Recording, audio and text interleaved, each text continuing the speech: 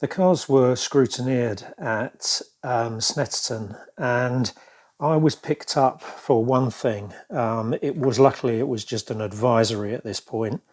They didn't like the way that I'd created these brackets, so I created a bracket and then I'd used a wire or a stainless steel wire wrap thing. It actually comes off of an exhaust wrap kit. I'd use that to locate the nozzle against the bracket, and what they didn't like was they don't like the fact that it turns like this. So what they said was I have to create brackets where the nozzle is held in a fixed position.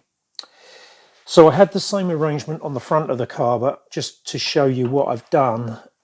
So I've used a bit of 3mm aluminium, and it's a strip that just goes up and then turns at 90 degrees.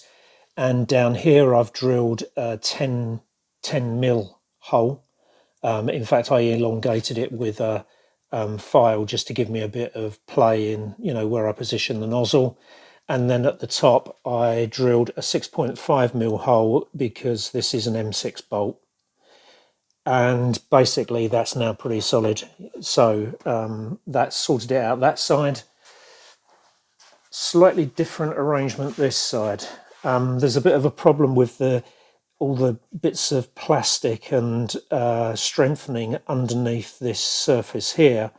So what I decided was I'd bring it over the top.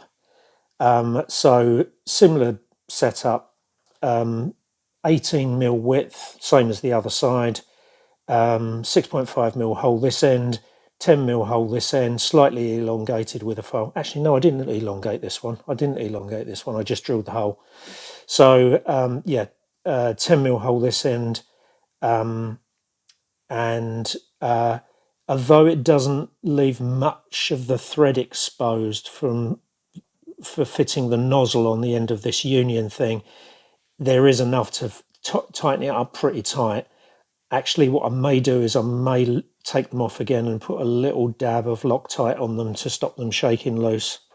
But basically that's it. Then I've got a 6.5mm hole through here, which I had already. I had another bracket, which again just laid underneath the nozzle and then had a wire tie over the top. And they wouldn't allow that either. They said it mustn't rotate, so same issue there. I'm going to have to do something about this. This is a bit more tricky because this is actually just clamped up against the bulkhead. I'm going to have to figure out what to do about that. But anyway, I'll update you once I've figured that one out. Okay, if we start with this one this side, what I've decided to do is I'm going to the hole that clamps this bracket on is sort of over to the right, and I think what I'm going to do is I'm going to make a bracket that goes just straight down from the hole, wraps up, and then I put the nozzle through it, but that means of course the nozzle's in the wrong place. So luckily I've got some spare hose, so what I'll have to do is just cut another piece of hose to go across to the other nozzle, the other side, just to bring this across. And in fact what I'll do is I think I'm going to locate both nozzles before I cut the hose.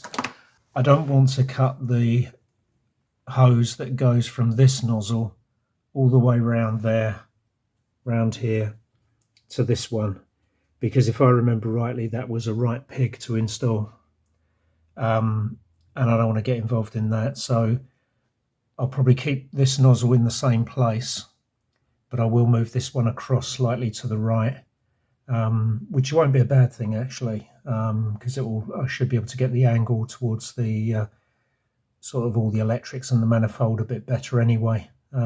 Quite honestly, I think it's all a bit of a nonsense, because I don't think it's the spraying directly of the extinguisher on the fire. I think it's to do with starving the fire of oxygen, which just means flooding the engine bay. So I'm not sure precise positioning of the nozzles makes any difference, and if it did, then there'd be some pretty serious instructions about telling you what to do, and there certainly isn't. There's nothing like that comes with the extinguisher. So I think all of this is a bit of a nonsense really, but anyway, that's what I'm going to do. So there's the one at the back done. Quite happy with this one actually, that's worked out okay, but not so happy with this one. I'm not going to do it again because I can't be bothered, and also I'm running out of time. It's way too close. To get the nut onto the screw that goes through the bulkhead was just such a pain in the neck. And also you can see it's pulled the actual nozzle body slightly forward, which means there's a bit of a backward strain on this this pipe. So what I'm going to do is I'm going to strip this pipe out and then elongate the slot that I've got. I've just got a hole through here. I'm going to convert it into a slot. I'm going to elongate it sort of towards the front of the car to take the strain off of the pipe. I have used Loctite on all of them. You can see this one's just the same as it was before, but I've Loctited them all. So here we have the final brackets. So this is the one under the passenger side. And let's go around the other side. And this is the one on the driver's side. So that's taken me about 2.5 hours to do those two brackets, just to give you an idea. I didn't have to change any of the pipe work, unlike I did, putting the new pipe under the bonnet, but yeah, 2.5 hours.